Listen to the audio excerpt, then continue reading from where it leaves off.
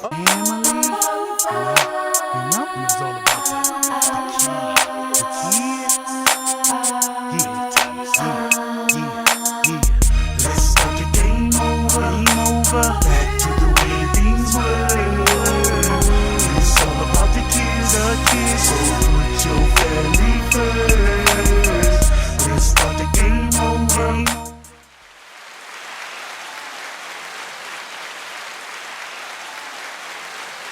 Man, that Lions book. I should hurry up on over to Emmy Apparel and before we put this Lion stuff up and cop you a hoodie and a hat, right now it's going for the lows, right? But anyway, good afternoon. Today's topic, we're going to get right into this because this was something that was really important. I think a lot of times we think that we're raising our children. Parents, a lot of us, we really think that we're raising our children, and there are a number of terms that come to my mind when I say this, right? But before I get into this, Dr. Heather, how are you? I am awesome. Thank you. Good. Dr. Dave? I'm doing wonderful. Good. So this topic is important for two reasons. One, the number one reason is community. It's important that we raise healthy children. That's the number one reason. Having children and not raising children is not quality culture. It doesn't benefit us. It doesn't benefit us to make excuses. It doesn't benefit us at all. When it comes to our children being raised, community, right? That's the number one reason, right? Why? So businesses can have employees. So schools can have quality students.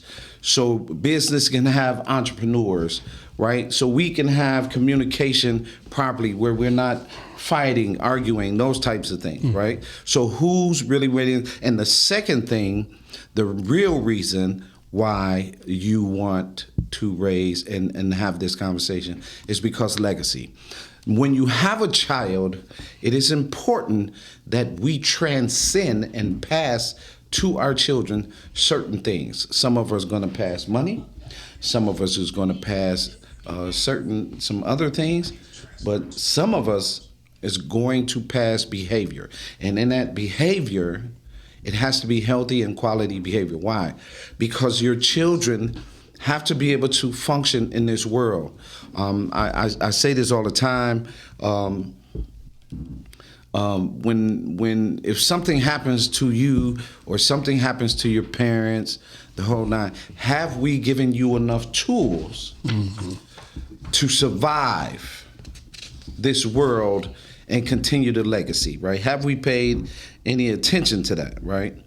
So that's something that I wanted to really, I wanted to get into today, and I'm hoping that you all will join me. With that being said, Heather, you can give a little bit of your scenario before we get off into these things. Well, I recognize that this is a really powerful question, and it's a really triggering question as well, because all of us, my first response would be, I'm raising my son, I'm raising my child, and in truth, when you really think about it, that is not necessarily all the truth. The truth is that his father is raising him, his grandparents, his uncles and aunts, his cousins, our peer group, his godparents, his mentors. Like, this is a community of people who are raising and have been raising him. And, I think if I was in my prideful self, I might say that a little bit differently. But there have been a number of people who have been a part in contributing to the raising, not only of my son, but of many. And so I think that's important to kind of put that up front, and then to keep digging and keep giving those people their accolades. He was in he's definitely a part of the Emmy mentoring program and was raised up in that.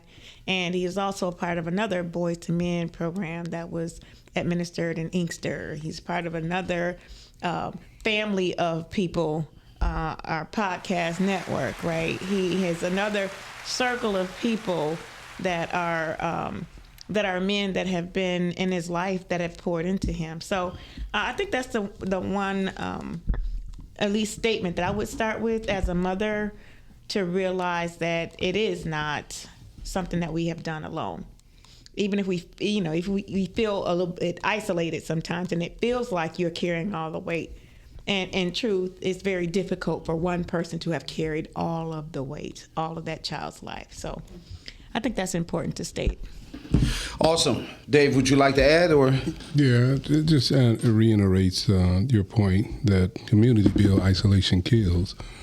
And there's no way, as Dr. Heather said, that one individual can raise a child to full adulthood, because you're not isolated from the world.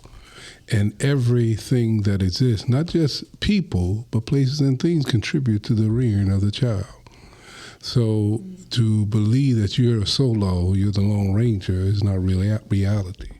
So I think when we really consider all the contributing players in a person's life, from birth to even to the grave, something that has conditioned you, prepared you, developed you, and helped you to mature to become who you are in your present moment. So yeah, in our own mindset, we like to say, I raised my child. That means that you never left that room. It's just you and that child. And then you could go, but that's not reality. So we have to be realistic to all the contributing pieces that play into the development of a child. So, awesome. And to be clear, right, when this conversation came about, right, it was about, it was a friend who, she put up a post and she was burying her father. And, I was thinking like I can feel that, right?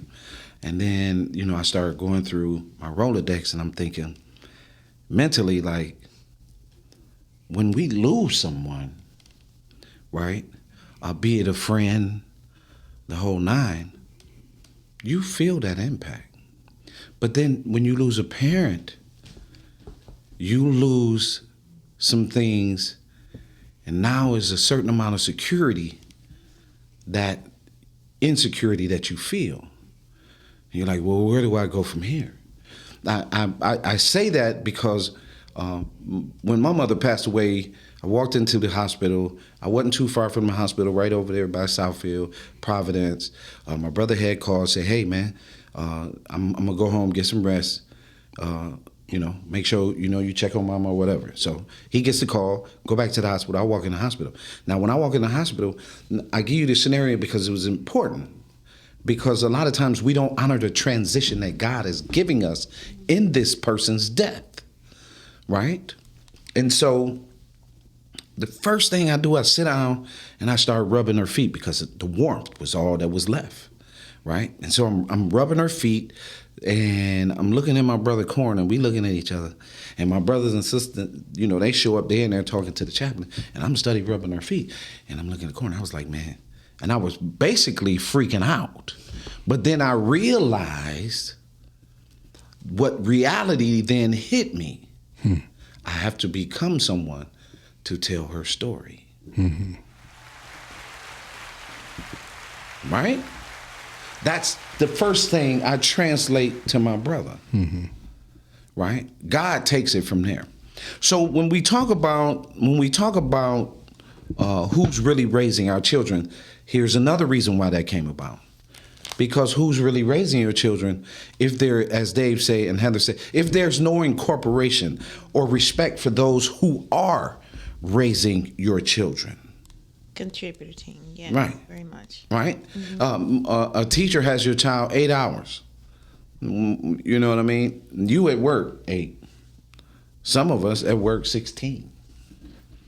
So now the child doesn't have a true relationship with the teacher because the parent doesn't have a true relationship with the teacher, because the parent may have had bad teaching or had a bad relationship or been kicked out of school or was always right. There may be some ulterior motives as to why the parent frowns upon the parent-teacher relationship.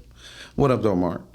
Right? So then when you get into understanding who's really raising your children, I wanted to have this conversation because we do not even say thank you. We struggle with saying thank you to the child's teacher, right? We struggle. Yeah, we might say it at the daycare, but when that kid gets to high school, we have a completely different perspective, right? Thank you, right? So here's my take before you guys, and you guys can take it from there, right? Here's my take.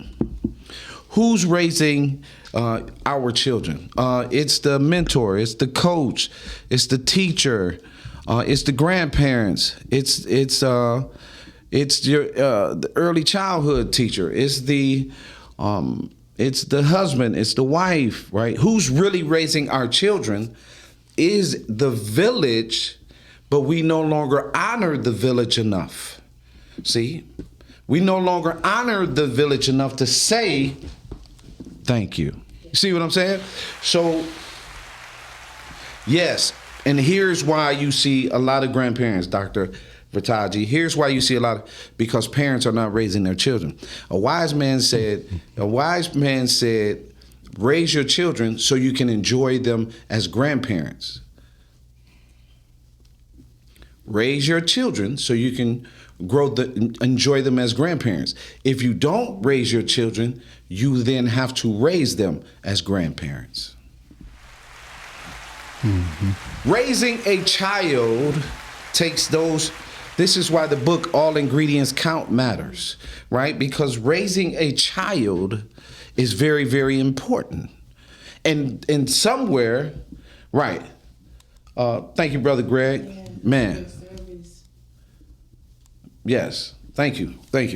And we have to understand that raising our children is what makes everything better. Dr. Vachaji says, as an educator, I believe parents should be present in every aspect of their life. I most definitely agree, right, and to the point where for a boy, and from my perspective, for a boy, he has to have more of his species.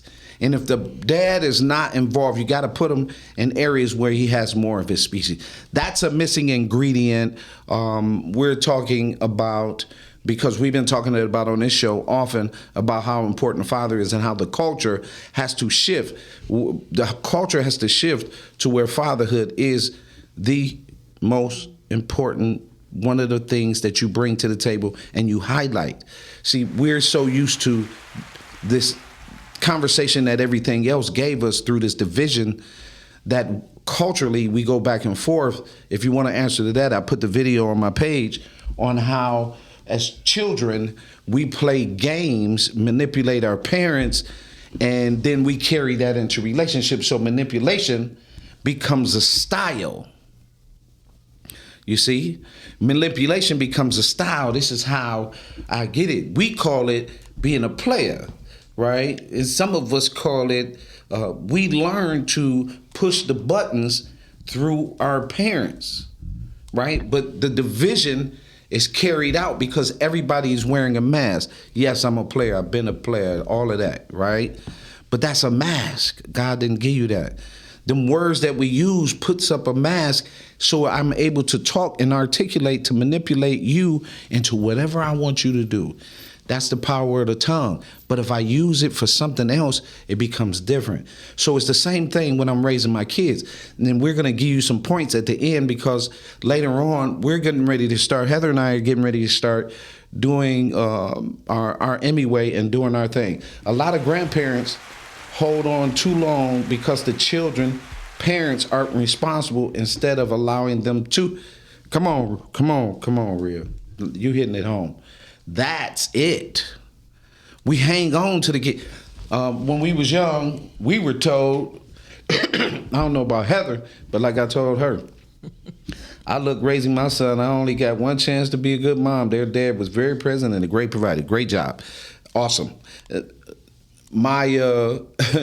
When I was coming up, my mother today, right?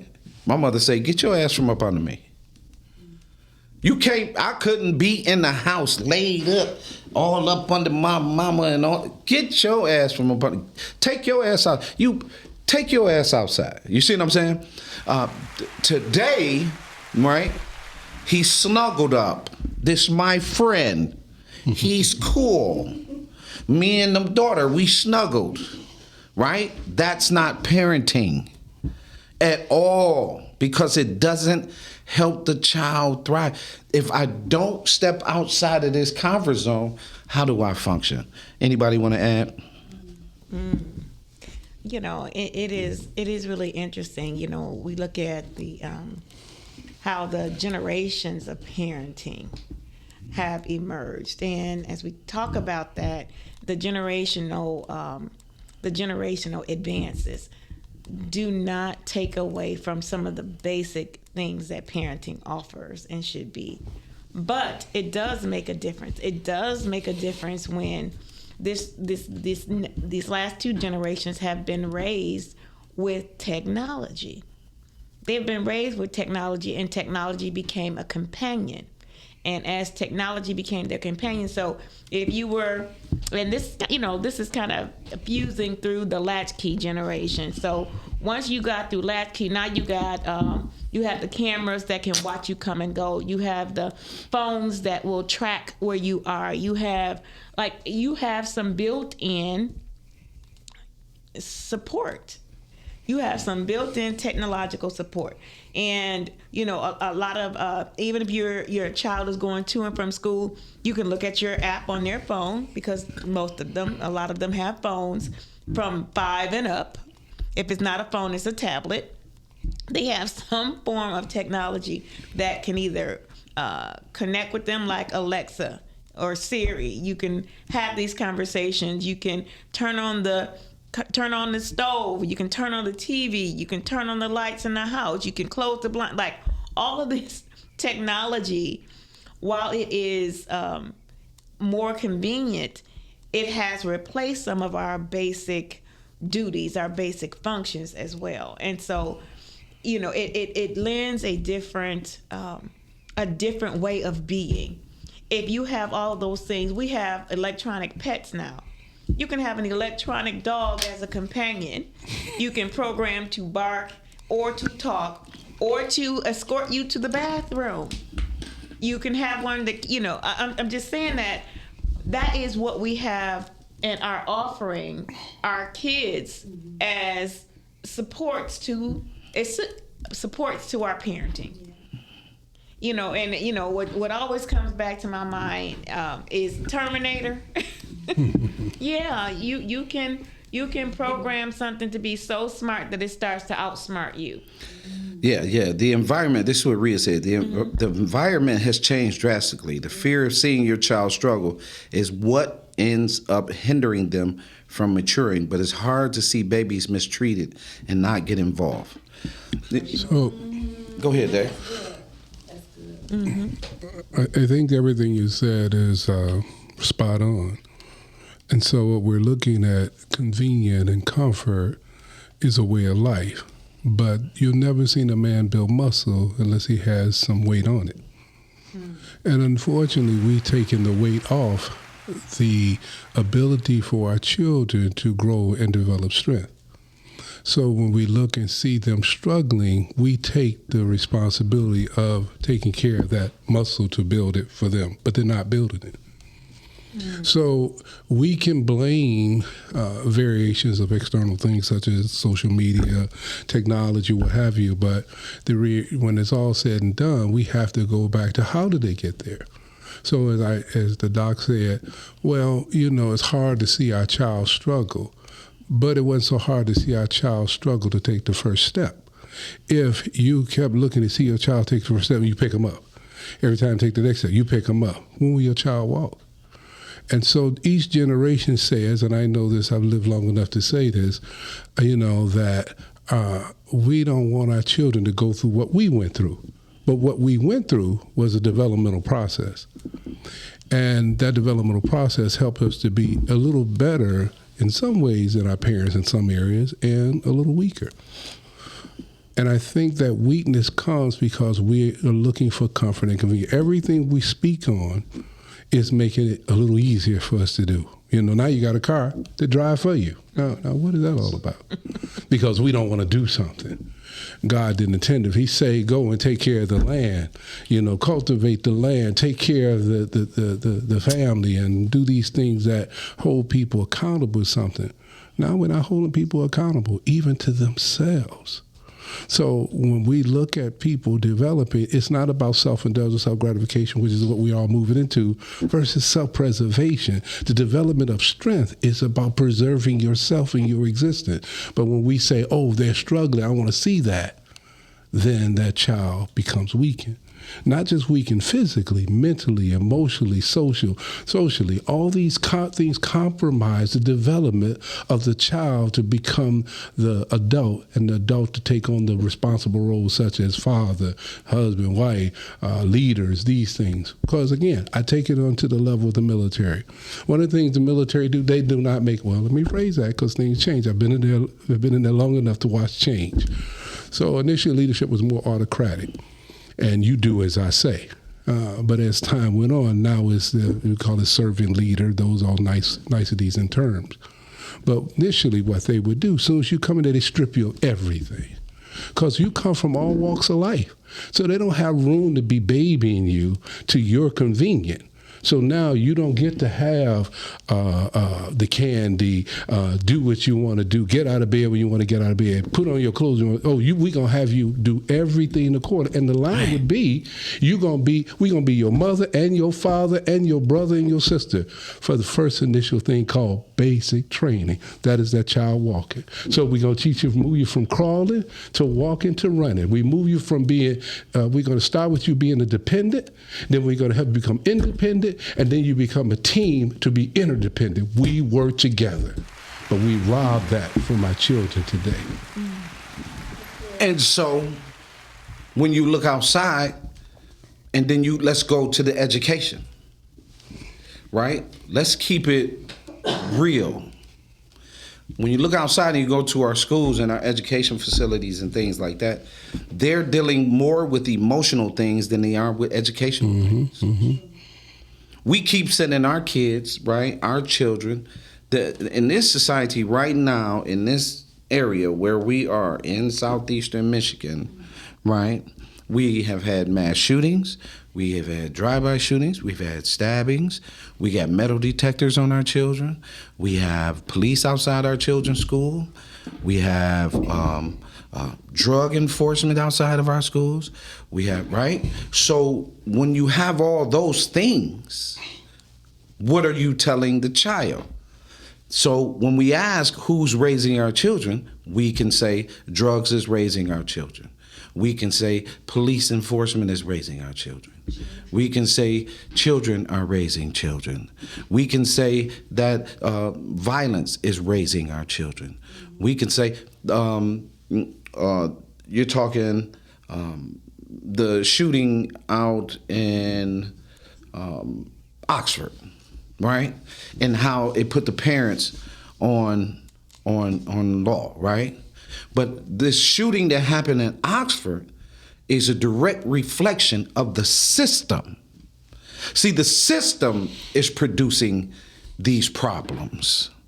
And the system doesn't want to be accountable because it's caught up in the division and the games, because it's beneficial when the police department is outside the school. It's beneficial when metal detectors are being sold and our kids are bringing weapons and things like that to school. It's beneficial when to them when the parent drops a child off at the school and they smell like weed. It's beneficial to the system. Mm-hmm. So who's raising our children?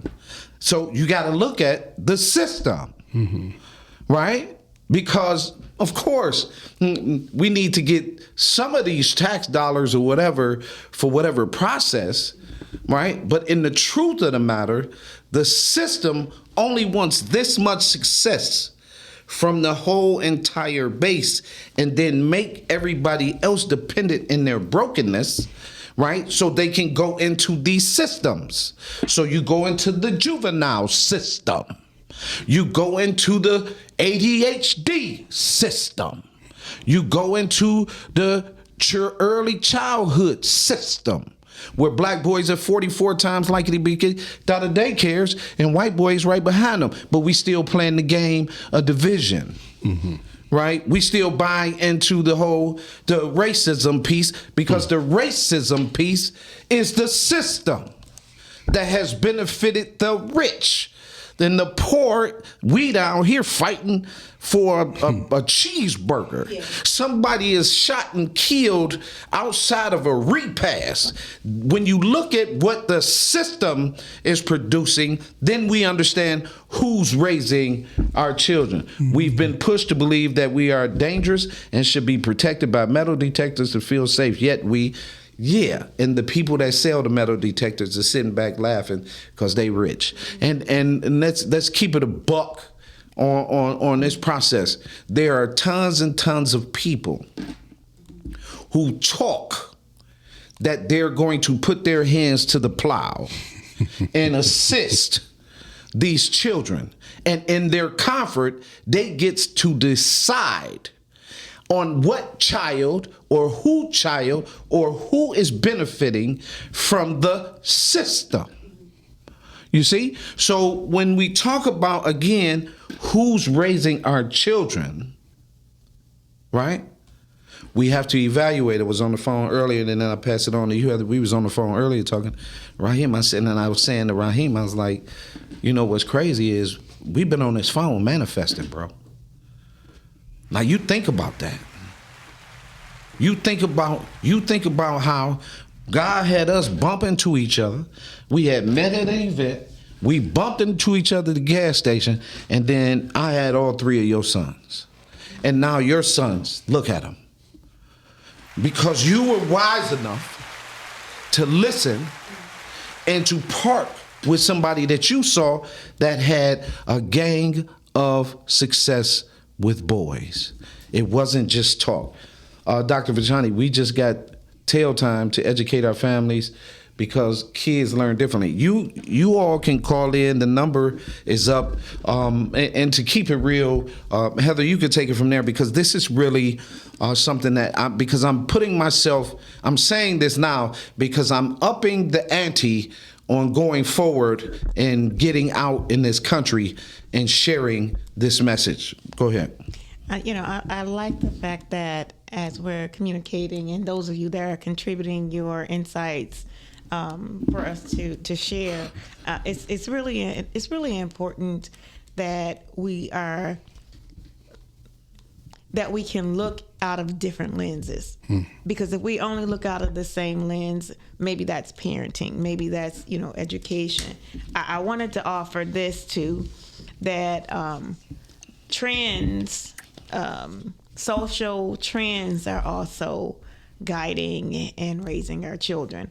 And I say that because I think about so many of our young people who have some level of confusion about their sexuality, because they start to experience and explore younger and younger, some because of exposure, others because of curiosity, others because of trends. They begin to believe that they are the feelings that they have, and then start to believe and start to practice a certain identity.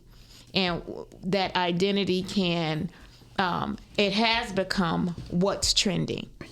And that is another trend that is raising our kids. They're raising them to be more sexual. They're raising them to be more this identity or that versus what they were born to be. And I think some of the confusion in that is part of what's shaping who they are and who they are becoming. Again, I believe is general exposure, because it's, I mean, you can see, and this is not a judgment, this is a positioning that, you know, all types of lifestyles you are able to see on regular TV. Now, before it was just limited to cable. It was limited to, you know, some communities, right? It was within certain communities. Now it's more mainstream.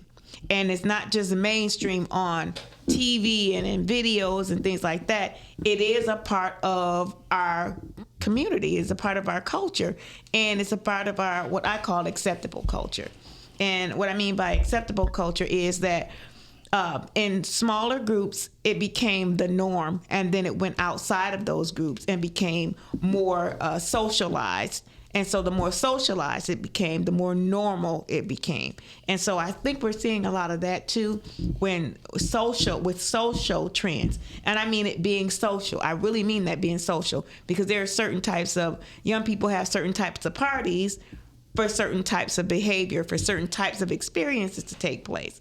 And, you know, I think that's a reality of what we're dealing with within this generation. And they're still trying to figure out who they are. And because everybody has a sense of wanting to belong. They need to belong to a group. So in order to belong to the in crowd, or to belong to the group that's embracing me and my curiosity or my exposure or my experience, I need to be a part of it. Therefore, this is my identity. And it doesn't necessarily mean that that's their identity. It means that they are at a point in their development where they are trying to figure it out, not that they have figured it out. You know, and I think that's, you know, those types of social trends tend to be more influential, not just because it's peer-based, because it's also supported by, as you grow in more mainstream media. And to tie into what Calvin said about the system, this system operates from a subliminal process. Mm-hmm. And so the more I expose you to something, the more it becomes the acceptable culture. So if we say that bell bottoms are in, and we keep pushing bell bottoms are in. I know I'm dating myself there, you know, so we keep pushing that. Yoga pants. Yeah. They're back. Yeah. If we turn around and we say that it's okay to wear dreads and braids, we operate accordingly. And it's not a wham. It's very gradual. And then as it gradually moves, as the Bible says, the small fox spoil the vine, it begins to do its thing. We've never seen a seed produce an oak tree right away. It takes time. And so this is the same process that they operate from the system to achieve objectives that long-term will impact the individual or people, places, and things, if you will, to become a part of that acceptable culture. Mm-hmm. It is a classic. You know, we find ourselves saying, I don't have any friends. So we began to find, as Dr. Heather said, find someone to act like us, think like us, and we call them cool. Now, that cool could be the nerd, that cool could be the player, that cool could be the group of gangs. All those things become acceptable because it lets us fit in. And God said it wasn't good for man to be alone. So therefore, we want to belong, to be connected to someone. And unfortunately, what ends up happening, we don't have the foundational piece that we had, at least in the earlier years, at least seemingly that way, where we felt we belong. You felt you belong in your neighborhood. Why? Because Aunt Betty knew you, Ms. Godfrey knew you, Miss Stanfield knew you. Everybody knew you in the neighborhood. Now, you don't even know the person the next door to you. You don't even have that connection. So identity was defined early on by the people you were connected to. Now you're not connected to no one, so you're going to find someone. And that is by design, because if I can take your identity away, I can control you. As I remember hearing Brian Allen say one time, he who controls the media controls the world. And if the media is controlling how we think, how we behave, how we see the world, then it has a heavy impact on governing how we live our life. It's no question. There's no question about that. Could you put the She Can Too flyer up? Well, the She Can Too campaign is still going. We are, today is the 12th, so we're 8 days out from the campaign launch. Not a whole lot of feedback, but I'm asking you to go to Emmy Apparel, get your shirt, and get ready to put your video up. We're trying to raise $10,000 for that. And hopefully we can get your voices added to this process. She can wear it, film it, and post it, right? And we need your support on that. Thank you. So to really bring it all home, right? To really bring it all home for this particular topic, this is some advice that you parents have got to take. And this is your parents, your grandparents, and your aunties, your uncles, your cousins, the whole nine. Heather talked about it. Dave talked about it, right? So I'm gonna tap in on it. Practical makes leaders. Technology makes followers. The more technology you have, the more you become a follower. The more practical that you teach your children, the more they become leaders. I give you a point. I got a new mentee, and this boy wrote a 12-page proposal, right? And in that process, he sees the difference in what's happening to males. And he's just a junior in high school, right? And to see it, and he goes to a quality high school, Southfield Christian, right? So it's not like he's not getting a quality education in that environment. He goes to Southfield Christian High School. But he sees the difference and have been seeing the difference for years. So that's one, right? If you have a son, parents, for those of you who have a son, you must teach your son. Your son must become self-sufficient on his own. You cannot answer everything for him. You cannot do everything for him. You cannot appease him, and you cannot say and make him your best friend. You got to be careful how you call him a king, because those things have definition. And just like Dave was talking about, you have to, as he talked about the tree and the seed, we carry the seed of life. Imagine me being able to just put my seed out here and put it on a wall and then turn into a human being tomorrow. That doesn't happen. My seed goes through a process. That's what parenting is. Rhea, I hear you. I would love to tap into the mental health side of this conversation, because more young girls are diagnosed bipolar, because young girls also are growing up without fathers. And the father impacts the brain of the children. And when the father is in the home and he impacts the brain, the growth, the words, the longevity, the father impacts this in their children. So our children, when the father, the biological father, is not in the home, there is something that's going to be, the kid is being rewired.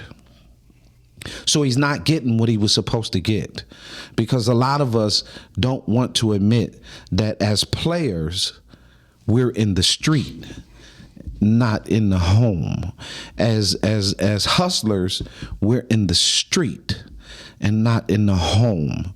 And we think that it's okay, right? That we leave our children with the mother. Our boys are growing up outside of his species.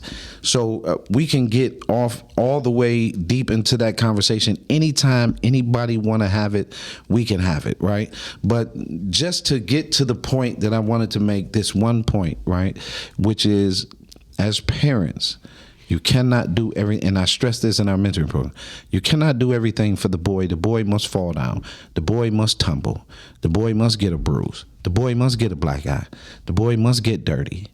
If you want to keep your son super clean, then you're teaching him feminine behavior. You're teaching him feminine behavior. Get out the house, go play, jump a fence. We used to jump on the roofs. The police brought me home from the Pear House. We got in trouble down the street with the neighbors. What are y'all doing? We swinging from the branches. We're doing all kind of things. We're building sand dunes.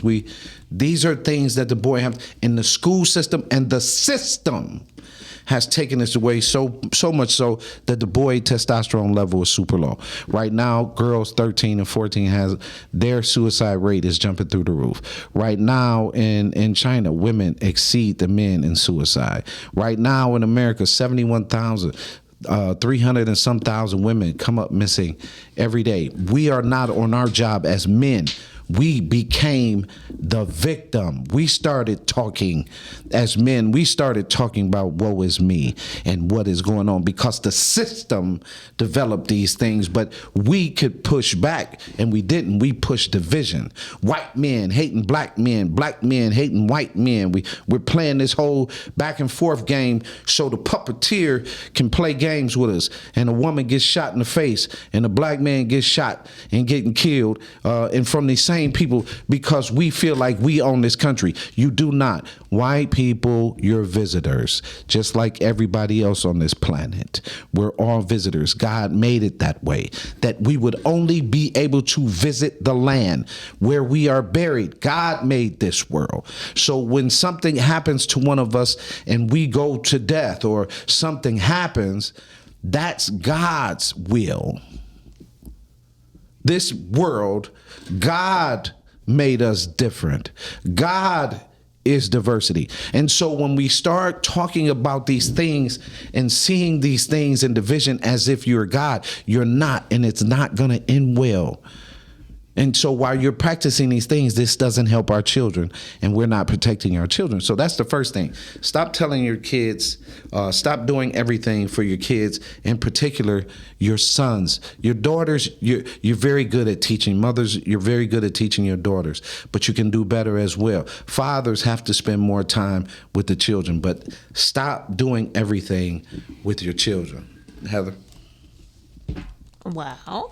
Oh, from this point on, it's on. Right. We not playing no more tiddlywinks games with this podcast. None of that. From this point on, it is on. You're gonna get it at its best. At this information, we're not holding nothing back anymore. All right. I just wanted to have a shout out to Rich. I saw you reach out to us. So glad you're listening and watching. So one of the opportunities that we have, and that's what we're talking about, I like the idea that every day allows us a reset. You don't have to continue to repeat in a cycle because it has been a cycle before. You don't have to repeat 2025 because now you're in 2026.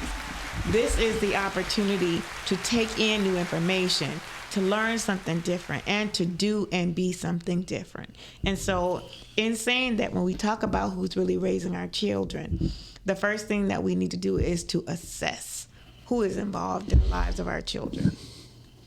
And like you said, to acknowledge them, especially teachers. They are completely overwhelmed because they are parenting, they are teaching, they are policing, they are diagnosing. They're doing a lot of so much more than what we have commissioned teachers to be.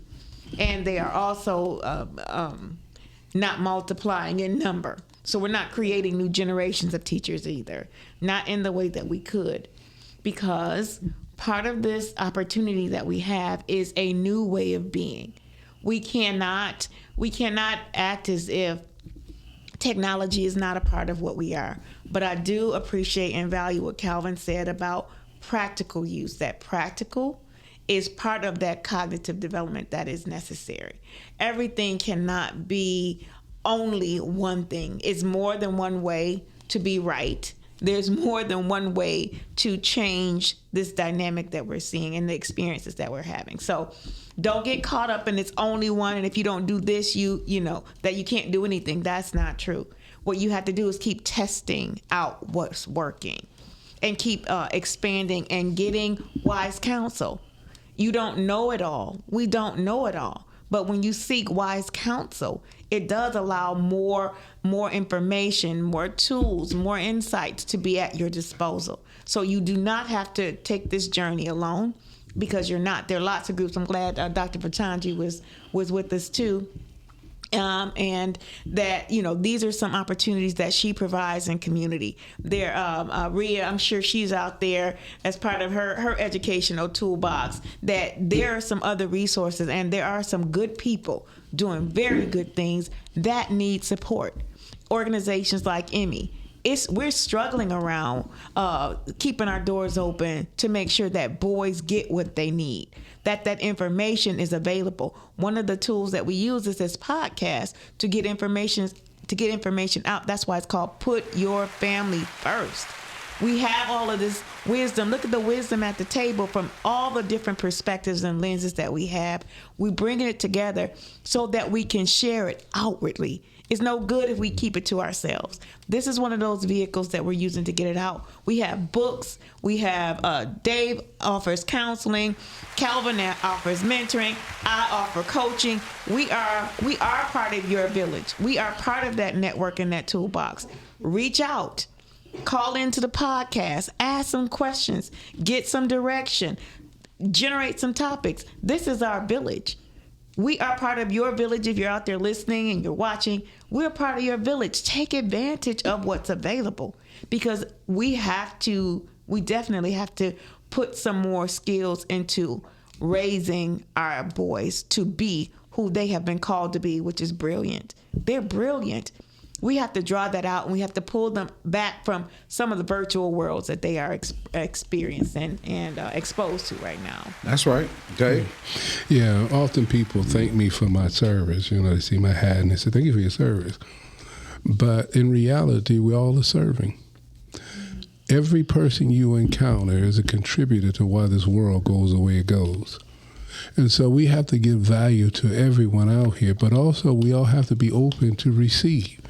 Too often, people are trying to offer help, and people stand, as Dr. Heather said, on their own platform saying, me. But that's a limited individual. We can make ourselves unlimited if we have ears to hear, as the Bible would tell you. Hard to believe in a mind to receive. But if you got a closed hand, you can't receive nothing. And that's what we used to tell our boys. If I have a $5 bill and your hand is closed and I put it on top of your hand, the wind can come and blow it away. But if you open your hand, now you can grip it. Now you can hold on to it. Now it has usage. You can put it in your pocket and go use it later. That's what education is about. It's a preparation for you to be able to use that knowledge later. But what we run into now is that the knowledge that once meant something is insignificant. And so we go back to, as I said earlier, to those things about what is convenient for us. We don't want to be critical thinkers.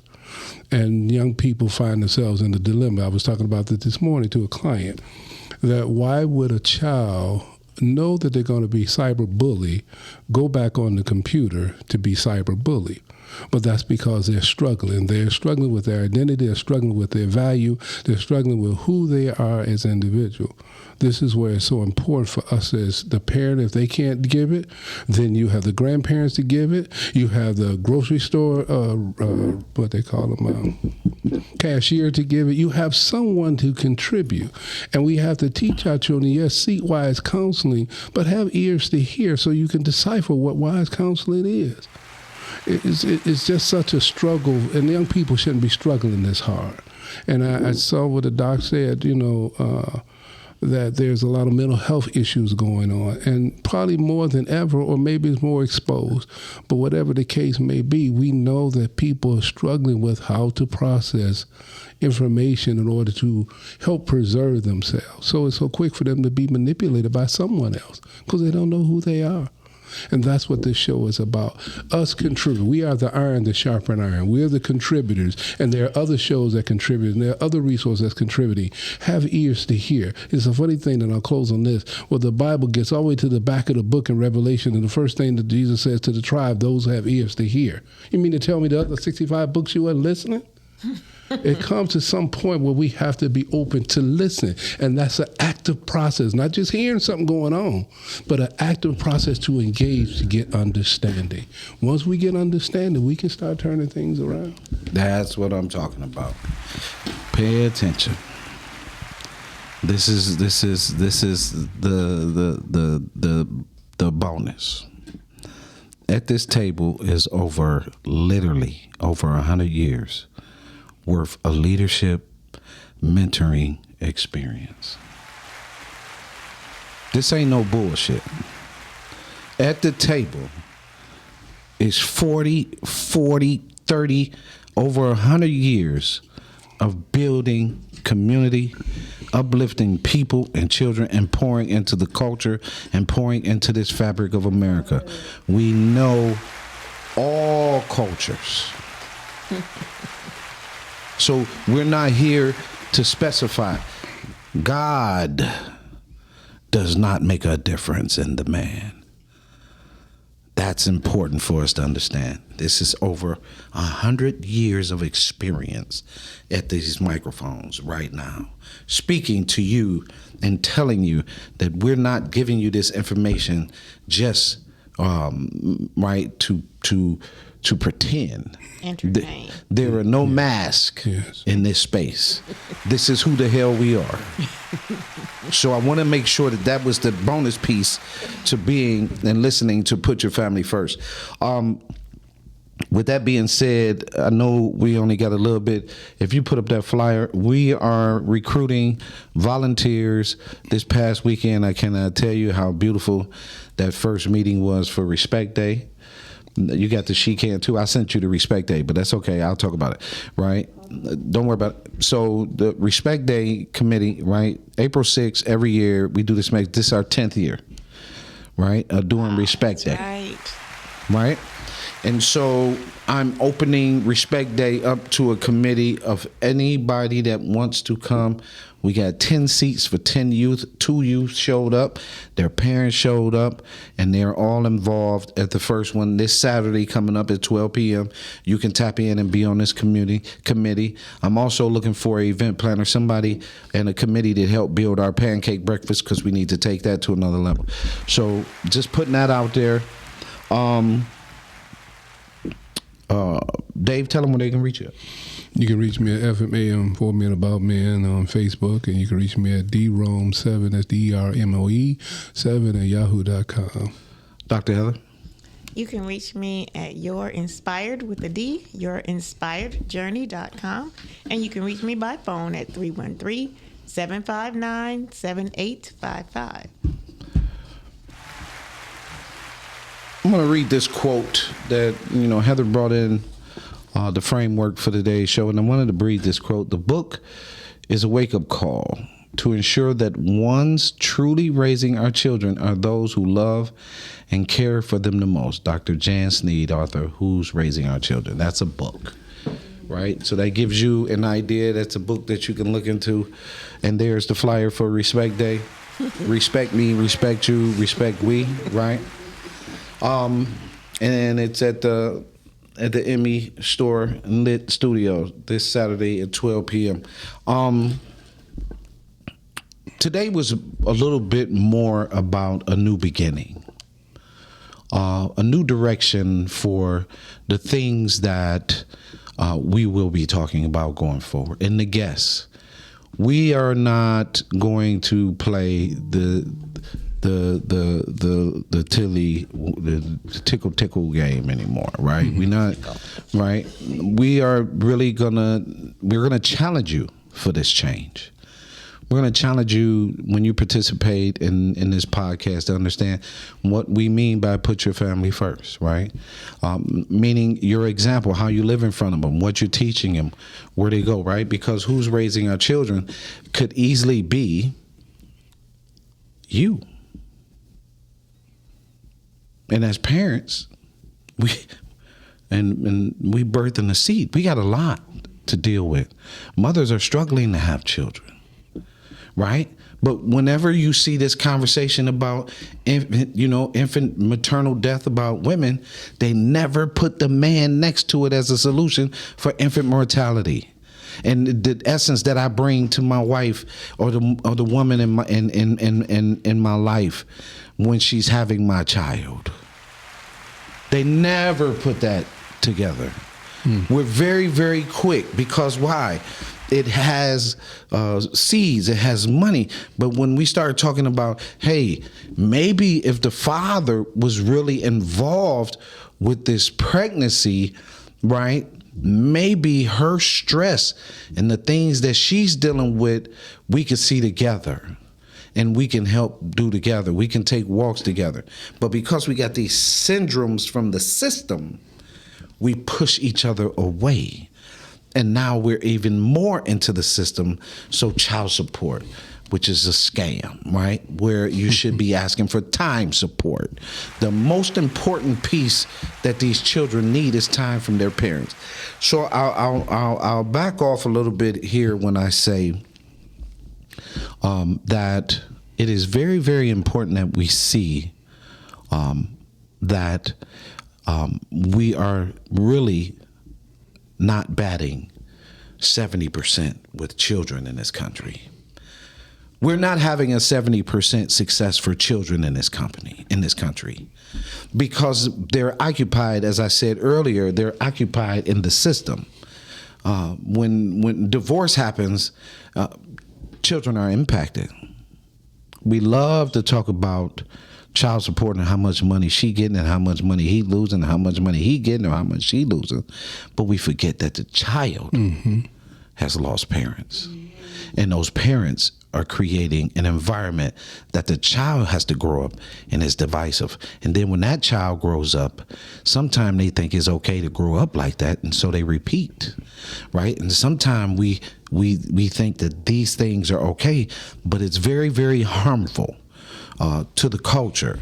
And I'm not interested in the American culture being harmful, because as we can see, it doesn't benefit us to be violent at all.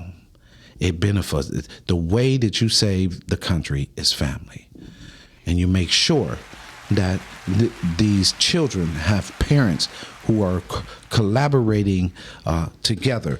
And so next Monday, the topic is going to be another heavy-hitting topic. I didn't want to put it out because I had to go over with them, but I'm sharing this with you today. When you hang up today, pick up the phone, call your mother, call your father, tell your children, make sure that they hear it, cut the phones off, spend some time away from technology, and just tell each other how much you love them and what you admire about them. Peace.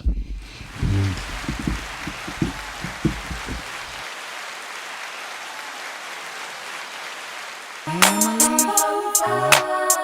was all about the kid. Yeah,